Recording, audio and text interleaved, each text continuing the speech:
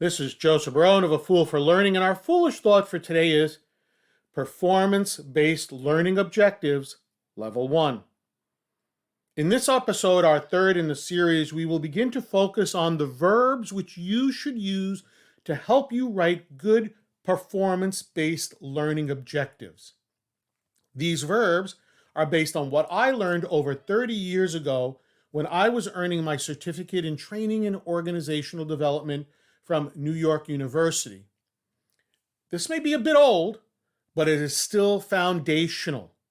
So let's dive into the first one, which is knowledge. And knowledge, and what I mean by knowledge, it's the most basic and most fundamental of all levels. And if you've based your levels that I'll be talking about in this episode and the next couple of episodes on Bloom's technology.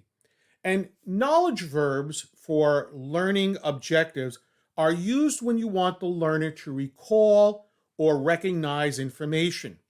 So let's just take a look at three verbs that you can use in this kind of level one knowledge, level one performance-based objective of knowledge. So the first verb that you can use is list. In this, the participant has to list either orally or in writing something. For example, list the steps by which a person can appeal the suspension of a driver's license in the state of Maryland. A second verb that you can use is label.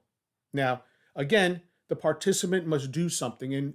For this example, and yes, it's a very, very simple one, the participant will be able to label the shapes placed in front of them, such as a square, a hexagon, or a pentagon.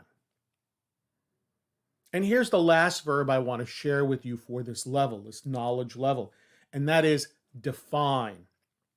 For example, the participant will be able to define the characteristics of a single malt whiskey and the characteristics of a blended whiskey. So, as you can see, when asking a student to recall or recognize information, you must use verbs that are performance-based. List, label, and define are just three examples that you can use.